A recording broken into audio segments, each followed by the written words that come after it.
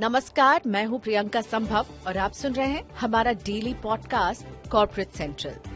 कौन सी सरकारी कंपनियां हो सकती हैं बंद? अब किन बैंक्स पर आरबीआई ने लगाया जुर्माना?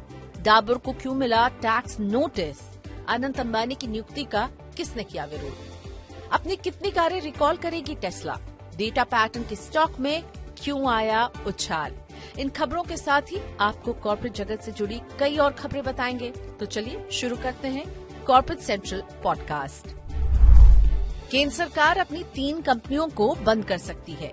एक रिपोर्ट के अनुसार 23 अक्टूबर को वाणिज्य मंत्री पीयूष गोयल की अध्यक्षता में होने वाली उच्च स्तरीय बैठक में एमएमटीसी, एसटीसी और पीईसी को बंद करने पर फैसला हो सकता है।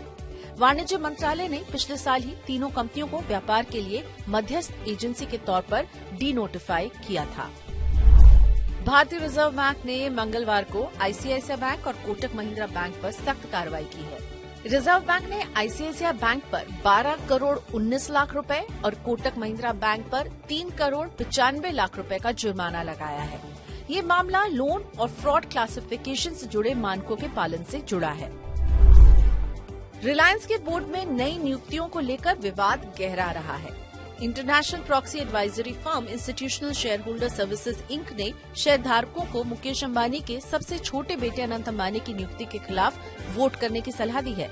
ब्लूमबर्ग की ओर से प्रकाशित रिपोर्ट में कहा गया है कि आईएसएसआई का कहना है कि अनंत के पास अनुभव नहीं है। ऐसे में उनकी नियुक्ति से कंपनी को कोई खास फायदा नहीं होगा। शेयर होल्डर्स की ओर से 26 अक्टूबर को वोटिंग बंद होगी।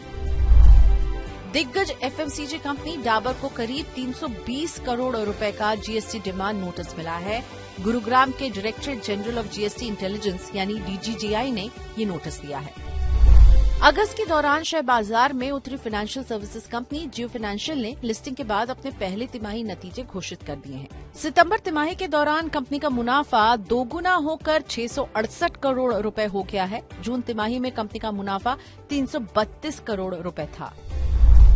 टाटा कंसल्टेंसी सर्विसेज यानी टीसीएस ने अपनी सभी कर्मचारियों के लिए वर्क फ्रॉम होम सिस्टम बंद कर दिया है और ऑफिस आने को कहा है। कंपनी के चीफ ह्यूमन रिसोर्स ऑफिसर ने कर्मचारियों को भेजे मेल में ये भी कहा कि वे ऑफिस आने के लिए ड्रेस कोड का पालन करें। ग्रासिम इंडस्ट्रीज ने राइट्स इशू के जरिए 4000 करोड़ रुपए जुटाने का फैसला किया है। इस इशू के तहत शेयरों की फेस वैल्यू 2 रुपए होगी। कंपनी ने पिछले महीने ही बिरला ओपस नाम से पेंट कारोबार में उतरने का ऐलान किया था। Titan company unsecured non convertible debentures के जरिए 2500 करोड़ रुपए जुटा सकती है।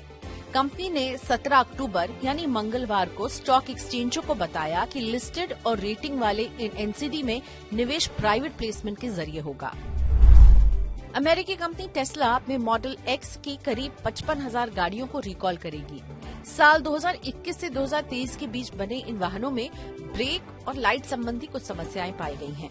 अमेरिकी ऑटो रेगुलेटर ने वाहनों को रिकॉल करने का आदेश दिया है। स्टार्टअप कंपनी मीशो के पहले चीफ एक्सपीरियंस ऑफिसर यानी सीएक्सओ उत्कृष्ट कुमार ने करीब 5 साल की नौकरी के बाद इस्तीफा दे दिया। कंपनी का कहना है कि कुमार खुद का उद्यम शुरू करने जा रहे हैं और इसी वजह से रिजाइन किया है। डेटा पैटर्न्स का शेयर मंगलवार को बीएसई में करीब 7% की उछाल के साथ 2130 रुपए के स्तर तक पहुंच गया। कंपनी ने इनस्पेस के साथ टेक्नोलॉजी ट्रांसफर और लाइसेंसिंग का समझौता किया है। कारोबार के अंत में कंपनी का शेयर करीब 5% की तेजी के साथ 2091 रुपए और 40 पैसे पर बंद हुआ। कॉर्पोरेट सेंट्रल पॉडकास्ट में आज इतना ही। मनी 9 के साथ जुड़े रहिए और मनी 9 के ऐप को डाउनलोड कर लीजिए ताकि पर्सनल फाइनेंस और कॉर्पोरेट जगत की खबरें आपसे कभी मिस ना हो।